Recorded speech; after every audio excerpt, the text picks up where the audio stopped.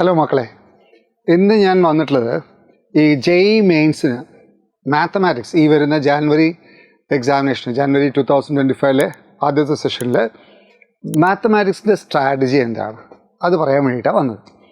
Mathematics പൊതുവേ എല്ലാവർക്കും കുറച്ച് ബുദ്ധിമുട്ടായിരിക്കും. മാത്രമല്ല കഴിഞ്ഞ കൊല്ലത്തെ 2024 മാത്സ് ആയിരുന്നു ഏറ്റവും വലിയ ഡിഫിക്കൽട്ട് ഭാഗം. അപ്പോൾ അതുകൊണ്ട് മാത്തമാറ്റിക്സിൽ കൂടുതൽ സ്കോറിംഗ് ഇല്ല, വളരെ കുറച്ചേ സ്കോറിംഗ് ഉള്ളൂ. അപ്പോൾ അതുകൊണ്ട് മാത്സ് ഒരു ഇൻ്റലിജൻറ്റ് വേയിൽ നമ്മൾ അറ്റാക്ക് ചെയ്യണം, അല്ലെങ്കിൽ ബാക്കിയുള്ള ടോപ്പിക്സ് നമുക്ക് നന്നായിട്ട് പെർഫോം ചെയ്യാൻ പറ്റില്ല. അപ്പോൾ അതുകൊണ്ട് മാത്തമാറ്റിക്സിന് ഒരു പ്രത്യേക സ്ട്രാറ്റജി എടുത്തവർക്കാണ് കൂടുതൽ മാർക്ക് കിട്ടുന്നത്. ഓഫ് കോഴ്സ് 200-ലും അല്ലെങ്കിൽ ഫസ്റ്റ് റാങ്ക് കിട്ടുന്നവർക്കൊക്കെ മാത്സ് നന്നായിട്ട് ചെയ്തിട്ടുണ്ടാവും. പക്ഷെ പൊതുവേ ജനറലി മാത്തമാറ്റിക്സിൽ ലോ സ്കോറിംഗ് ടോപ്പിക്കാണ്, ലോ സ്കോറിംഗ് സബ്ജക്റ്റാണ്. അപ്പോൾ അതുകൊണ്ട് ഞാനിവിടെ വന്നിട്ടുള്ളത് മാത്തമാറ്റിക്സിൻ്റെ സ്ട്രാറ്റജി JEE 2025 മാത്തമാറ്റിക്സിൻ്റെ സ്ട്രാറ്റജി പറയാനാണ്. അത് എല്ലാവർക്കും യുണീക്കായിട്ട് എല്ലാവർക്കും ഒരേപോലെ വർക്ക് ചെയ്യുന്ന സ്ട്രാറ്റജി ആവണമെന്നില്ല. പക്ഷേ ജനറലി നിങ്ങൾക്ക് എന്തായാലും ഈ വീഡിയോ കണ്ടാൽ ഒരു 10 മാർക്കെങ്കിലും 10-15 മാർക്ക് എക്സ്ട്രാ കിട്ടും. അപ്പോൾ നിങ്ങൾ 100-ൻ്റെയും 120-ൻ്റെയും ഇടയിൽ കിട്ടുന്ന കുട്ടികളാണെങ്കിൽ എന്തായാലും ഈ വീഡിയോ കണ്ടാൽ മുഴുവനായിട്ട് മുഴുവനായിട്ട് കാണുക വേണം. ഇതിലത്തെ ഓരോ കാര്യങ്ങളും നിങ്ങൾ കൃത്യമായിട്ടും പ്രാവർത്തികമാക്കിയാൽ 10-15 ദിവസമുള്ള എക്സാമിനേഷന് ആ സ്ട്രാറ്റജി വെച്ചിട്ട് മോക്ക് എക്സാം ചെയ്യാം. മോക്ക് എക്സാം ചെയ്യുമ്പോൾ ഒക്കെ ഇത് ഓർമ്മിച്ചിട്ട് വേണം ചെയ്യാൻ. ഓക്കെ, ഇത് ചെയ്താൽ നിങ്ങൾക്ക് കുറച്ച് വ്യത്യാസം ഉണ്ടാവും. ഓക്കെ, ഞാൻ അതിൽ എല്ലാ കാര്യങ്ങളും പറയും. അവസാനം നിങ്ങൾ മാത്തമാറ്റിക്സിന് ആദ്യം എന്താ ചെയ്യേണ്ടത്, പിന്നെ എന്താ ചെയ്യേണ്ടത്, പിന്നെ മാത്തമാറ്റിക്സിന് എന്ത് സ്ട്രാറ്റജി പഠിക്കേണ്ടത്, ഏതൊക്കെ ടോപ്പിക്സ് പഠിക്കേണ്ടത്, ഏതൊക്കെ ടോപ്പിക്സ് ഡെപ്തിൽ പഠിക്കണം, ഏത് ടോപ്പിക്സ് ജനറലി പഠിക്കണം, എല്ലാം പറയും. അതുകൊണ്ട് വീഡിയോ അവസാനം വരെ കാണാം. ബാക്കിയുള്ള ഫ്രണ്ട്സിന് എല്ലാവർക്കും ഷെയർ ചെയ്യുക. എല്ലാവർക്കും ഇത് ബെനിഫിറ്റ് ആവണം. Okay, right. അപ്പോൾ വിൽ സ്റ്റാർട്ട്.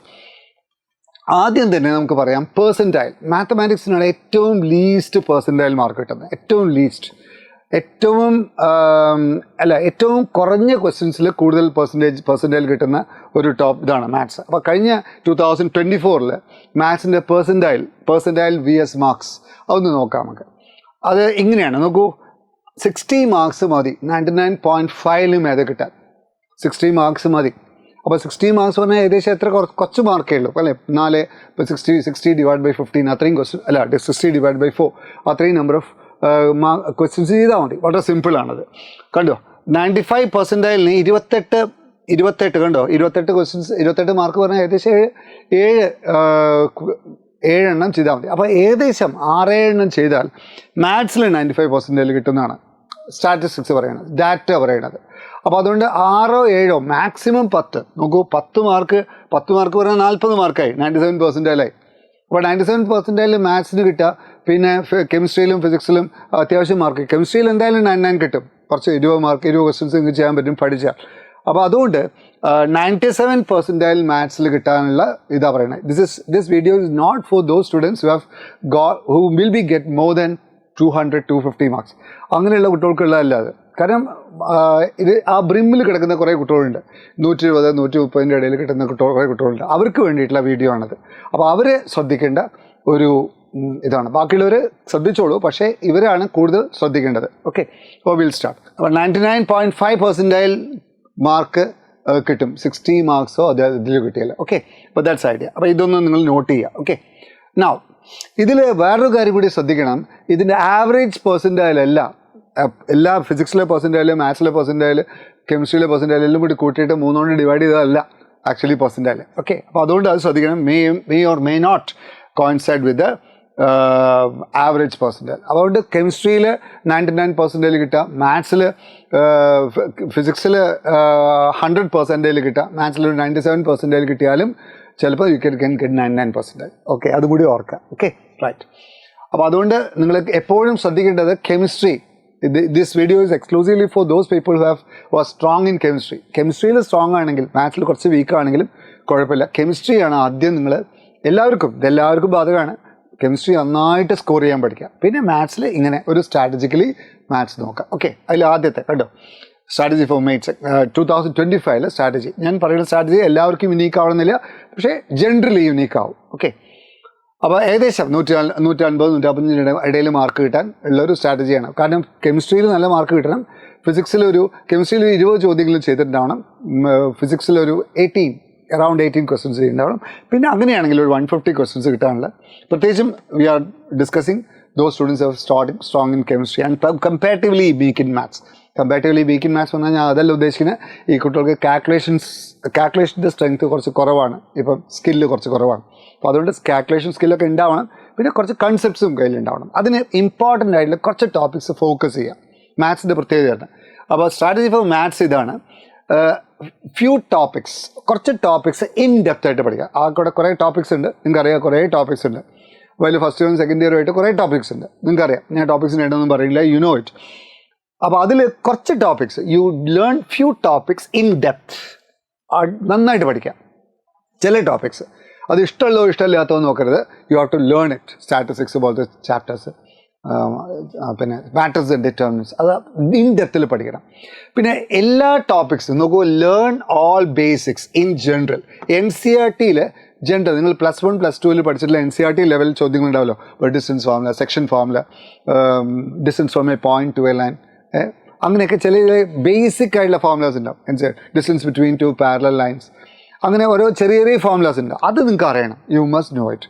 കാരണം അതിൻ്റെ എക്സ്റ്റെൻഡഡ് ക്വസ്റ്റ്യൻ ആയിട്ടുണ്ടാവുക. അപ്പം ഇപ്പോഴത്തെ വെച്ചാൽ ഏതെങ്കിലും ഒരു ഫ്യൂ ടോപ്പിക്സ്, ഞാൻ പറഞ്ഞ ഈ ഫ്യൂ ടോപ്പിക്സ് നിന്ന് ക്വസ്റ്റ്യൻസ് വരികയാണെങ്കിലും എൻഡ് ചെയ്യുന്നത് ഒരു ജനറൽ ഡിസ്റ്റൻസ് ഫോർമുലയോ അല്ലെങ്കിൽ സെക്ഷൻ ഫോർമുലയോ അല്ലെങ്കിൽ ഏരിയ ഓഫ് ദ ട്രയാങ്കിളിൻ്റെ ഫോർമുലയില്ലേ. അപ്പോൾ അങ്ങനെ ബേസിക് ആയിട്ട് 10ാം ക്ലാസ്സിലോ 11ാം ക്ലാസ്സിലോ 12ാം ക്ലാസ്സിലോ പഠിച്ചിട്ടുള്ള ബേസിക് NCERT സിലബസിലുള്ള ബേസിക് ഐഡിയാസ് നിങ്ങൾക്ക് എല്ലാവർക്കും അറിഞ്ഞിരിക്കണം, നിർബന്ധമാണ്. ഡിസ്റ്റൻസ് ഫോർമുല, സെക്ഷൻ ഫോർമുല പോലത്തെ സാധനങ്ങൾ. ഓക്കെ, ഞാൻ ഒരു എക്സാമ്പിൾ പറയുന്നത് distance formula, section formula, average എന്താ അറിയണം.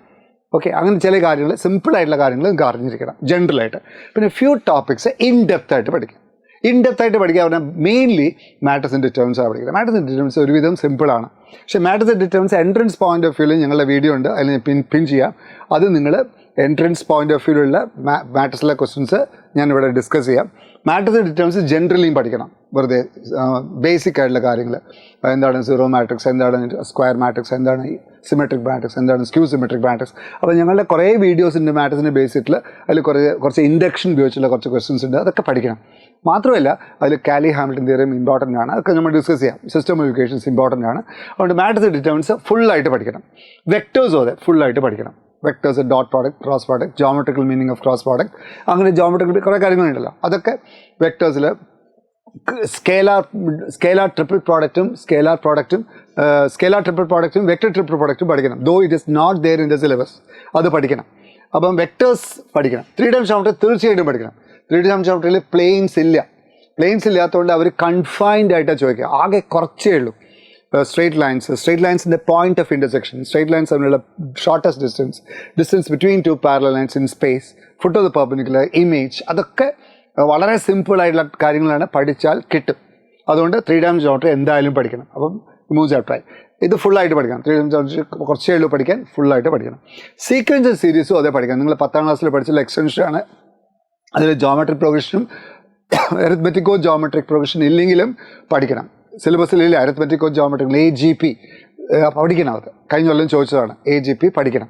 അപ്പോൾ അതുകൊണ്ട് സീക്വൻസ് സീരീസ് പഠിക്കണം. പ്രത്യേകിച്ചും സീക്വൻസ് സീരീസിൽ ടെലസ്കോപ്പിക് സം ഉണ്ട്, ഇങ്ങനെ സിഗ്സാഗ് ആയിട്ട് ചെയ്തിട്ട് വെട്ടിപ്പോകുന്ന അവസാനത്തെ മാത്രം ടേംസ് ഉണ്ടാവും, അത് പഠിക്കണം.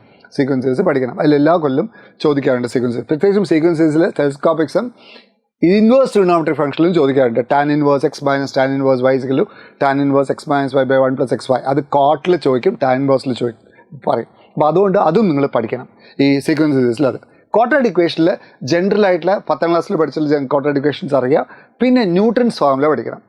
Symmetric alpha plus beta, alpha beta, sum of the roots, product roots, അതൊക്കെ അറിയണം. പിന്നെ ക്വാഡ്രാറ്റിക് ഇക്വേഷനിൽ ന്യൂട്ടൺസ് ഫോർമുല അത് സിലബസിൽ ഇല്ല, പക്ഷേ എന്നാലും അത് പഠിക്കണം. ന്യൂട്ടൺസ് ഫോർമുല പഠിക്കണം. ഞാൻ അതിൻ്റെ റിസൾട്ട്സ് പറയാം അടുത്ത ദിവസം. പിന്നെ അപ്പോൾ ഇത്രയും 5 ക്വസ്റ്റ്യൻസ് ആയി. പിന്നെ ബൈനോമിയൽ തിയറത്തിൽ അതേ റിമൈൻഡർ പ്രോബ്ലം, അതൊരു പാറ്റേൺ ചോദ്യമാണ്, പഠിക്കണം.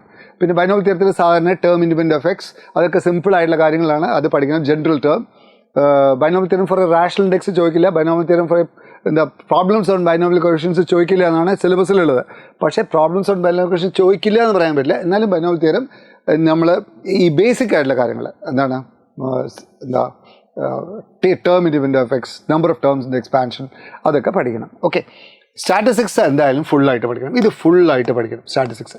സ്റ്റാറ്റിസ്റ്റിക്സിന് കുറച്ച് ഡെപ്തിലാണ് ചോദ്യം വരുന്നത്. ഒന്നുമില്ല, പ്രീവിയസ് പേപ്പേഴ്സ് ഒരു 3, 4, 5 കൊല്ലത്തെ എല്ലാ പേപ്പേഴ്സിലും സ്റ്റാറ്റിസ്റ്റിക്സിൽ വരുന്ന ക്വസ്റ്റ്യൻ ചെയ്താൽ നിങ്ങൾക്ക് ഐഡിയ കിട്ടും.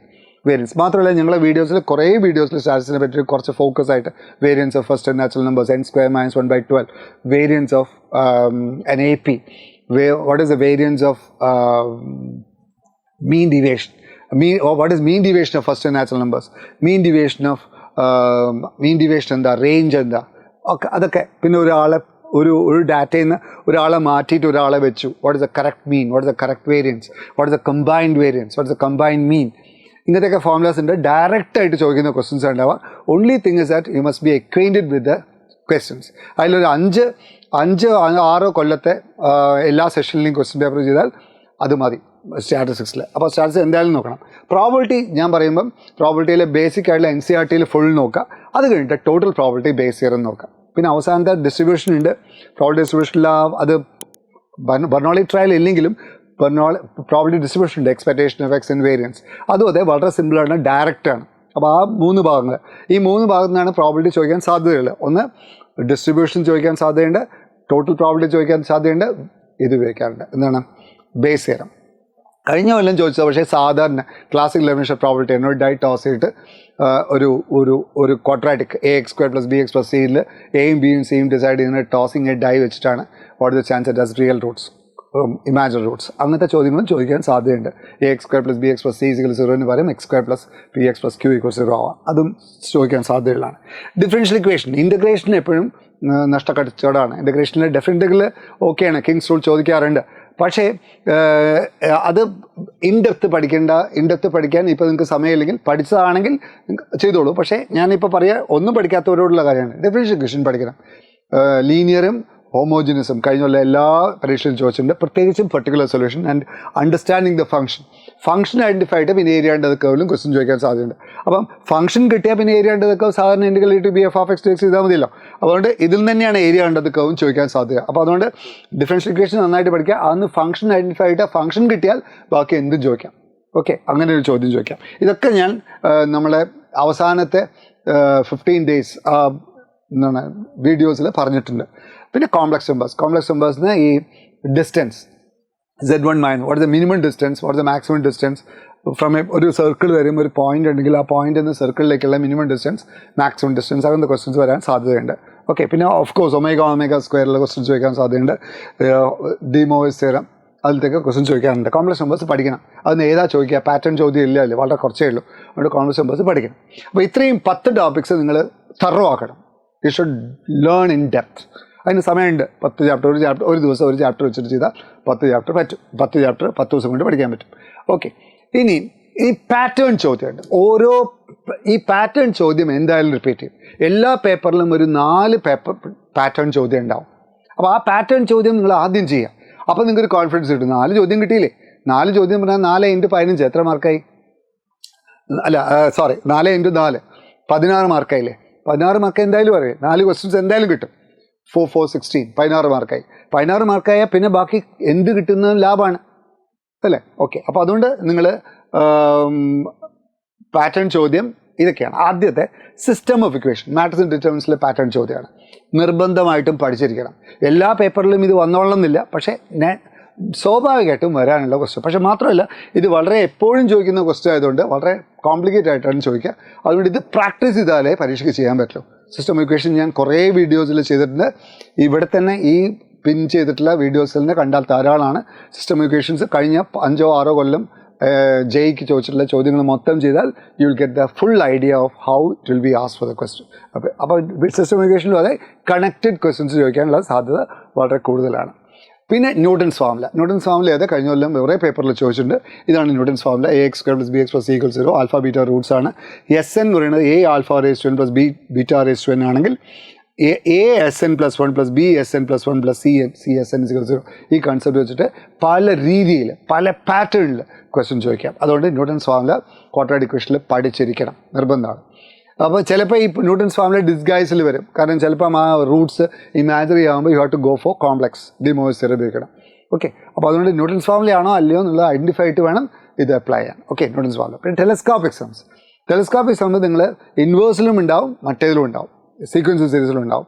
അതും അതെ വളരെ ഇമ്പോർട്ടൻ്റ് ആയിട്ടുള്ള ടോപ്പിക്കാണ്. 1/1 × 2 + 1/2 × 3 + 1/3 × 4 പ്ലസ് എക്സെട്ര 1/10 × 15 അല്ല 10 × 11 what is the value of this അങ്ങനെ ചോദിക്കാൻ സാധ്യത. അത് വളരെ സിമ്പിളാണ്, അങ്ങനത്തെ ചോദ്യം ചോദിക്കില്ല. കുറച്ചുകൂടി കോംപ്ലിക്കേറ്റഡ് ആയിട്ട് ഇൻവേഴ്സിലും മറ്റേലൊക്കെ ആയിട്ട് ട്രിഗണോമെട്രിയിലും ടെലിസ്കോപ്സും ചോദിക്കാൻ സാധ്യതയുണ്ട്.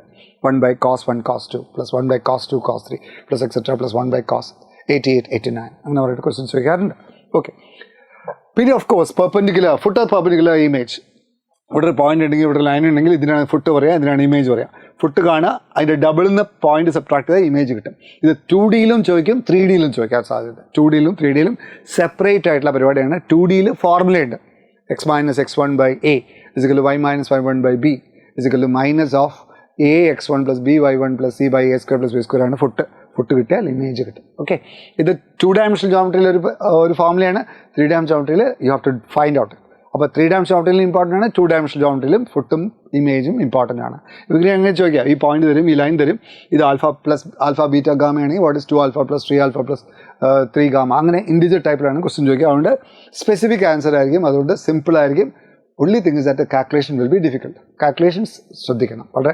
അപ്പോൾ കാൽക്കുലേഷൻ എപ്പോഴും ഇങ്ങനെ ചെയ്യുക, പിന്നെ വെരിഫൈ ചെയ്യുക, ഇവിടെ നിങ്ങോട്ട് വെരിഫൈ ചെയ്യുക, അതാണ് ഏറ്റവും നല്ലത്. കാരണം കാൽക്കുലേഷനിൽ തെറ്റ് നിങ്ങൾക്ക് അഫോർഡ് ചെയ്യാൻ പറ്റില്ല, ഭയങ്കര ഇതാണ്, ബുദ്ധിമുട്ടാണ്. അപ്പോൾ അതുകൊണ്ട് കാൽക്കുലേഷൻസ് വളരെയധികം ഇപ്പം തന്നെ മോക്കിൽ തന്നെ കാൽക്കുലേഷൻ ശ്രദ്ധിക്കുക. As if maths questions as if you are doing the JEE mains exam, so that the error is നിൽ.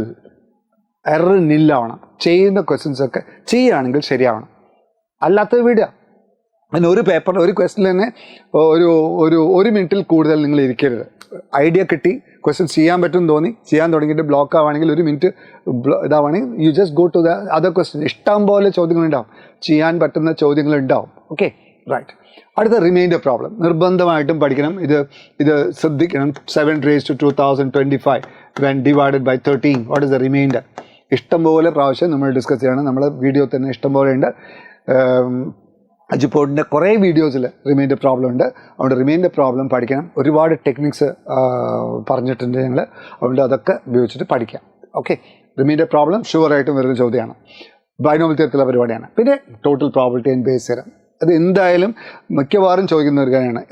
ഒരു H1 H2 രണ്ടും മുച്ചുലി എക്സ്ക്ലൂസീവ് കേസാണ്. Is N event that may occur in H1 or in H2. ഇതാണ് total probability. ഈ എന്നുള്ള event H1 H2 സംഭവിക്കാം. അപ്പം അതാണ് ടോട്ടൽ പ്രോബിലിറ്റി. ഈ ടോട്ടൽ പ്രോബിലിറ്റിയുടെ റിവേഴ്സാണ് ബേസ് തിയറം. അപ്പോൾ ടോട്ടൽ പ്രോബിലിറ്റി ആണോ ബേസ് തിയറോ ഐഡൻറ്റിഫൈയിലാണ് ഇമ്പോർട്ടൻറ്റ്. അപ്പോൾ ടോട്ടൽ പ്രോബിലിറ്റി അല്ലെങ്കിൽ ബേസ് തിയറം ഇതിലേത് വന്നു. പിന്നെ പ്രോബിലിറ്റി ഡിസ്ട്രിബ്യൂഷൻ ഉണ്ട്, അത് വളരെ സിമ്പിളാണ്. എക്സ്പെക്ടേഷൻ ഓഫ് എക്സും വേരിയൻസും മാത്രം പഠിച്ചാൽ മതി. Okay, right. പിന്നെ ലെബനിറ്റ്സ് റൂളിന് ലിമിറ്റിൽ ചോദ്യം ചോദിക്കാറുണ്ട്. സാധാരണ ഇൻക്രീസിങ് ഡിക്രീസിങ് ഫംഗ്ഷനിൽ കാൽക്കുലസിൽ ചോദിക്കാറുണ്ട്. അപ്പോൾ അതൊന്നും അധികം എഫേർട്ട് വേണ്ട, വെറുതെ ഒന്ന് പരിചയപ്പെട്ടാൽ മതി. ലെബനിറ്റ്സ് റൂൾ ചോദിക്കാത്ത ഒരു പരീക്ഷ ഉണ്ടാവാറില്ല സാറിന്. എന്തെങ്കിലും വരത്തില്ല, ഇൻ്റഗ്രൽ 0 to x ഡിഫറൻഷ്യൽ ചെയ്താൽ ഇൻ്റഗ്രൽ കണ്ട് പോകും. ഓക്കെ, അപ്പോൾ അപ്പർ ഫംഗ്ഷൻ മുകളിൽ വയ്ക്കുക. ഒരുപാട് തവണ ഇത് ഡിസ്കസ് ചെയ്തതാണ്. പല രീതിയിലും ഇത് ലെബനിറ്റ്സ് റൂൾ ചോദിക്കാറുണ്ട്. അതുകൊണ്ട് ലെബനിറ്റ്സ് റൂൾ പഠിക്കണം. പിന്നെ limit existent is finite problems. ഇന്നലെ തന്നെ ഒരു വീഡിയോയിൽ ഞാൻ ലിമിറ്റ് എക്സിസ്റ്റൻറ്റ് ഫൈനൈറ്റ് പ്രോബ്ലംസ് കുറേ എണ്ണം ചെയ്തിട്ടുണ്ട്. അതൊക്കെ നിങ്ങൾ റിവൈസ് ചെയ്യുക. അത് മാത്രം അതിൻ്റെ ഒരു ഐഡിയ മാത്രം ശ്രദ്ധിക്കുക. എക്സിസ്റ്റ് ചെയ്യുന്നുണ്ടെങ്കിൽ എന്താണ് സംഭവിക്കുക? താഴെ x² ഉണ്ടെങ്കിൽ ലിമിറ്റ് എക്സ്റ്റെൻസ് 0 ആണ്. താഴെ x² ഉണ്ടെങ്കിൽ ന്യൂമറേറ്ററിൽ x² ക്വസ്റ്റ്യൻ ആയിരിക്കും ഉത്തരം. x² മേലുള്ള പവേഴ്സ് എന്തെങ്കിലും ആവാം, താഴെയുള്ള പവേഴ്സ് എന്തായാലും 0 ആയിരിക്കണം ലിമിറ്റ് വരുന്നതിൻ്റെ മുമ്പേ. അങ്ങനെ കുറേ കൺസെപ്റ്റ്സ് ഉണ്ട്. അതുകൊണ്ട് ഇങ്ങനത്തെ ഒരുപാട് ചോദ്യങ്ങളുണ്ട്. എന്തായാലും ഇങ്ങനത്തെ ചോദ്യങ്ങൾ പഠിച്ചു പോകണം. വരില്ല എന്നല്ല, പഠിച്ചു പോകണം. പാറ്റേൺ ചോദ്യമാണത്. പിന്നെ ഓഫ് കോഴ്സ് FNGR കാൽക്കുലസിൽ മറ്റേ മെത്തേഡ്സ് ഓഫ് ഡിഫറൻസിയേഷനാണ് ഇത് വരിക.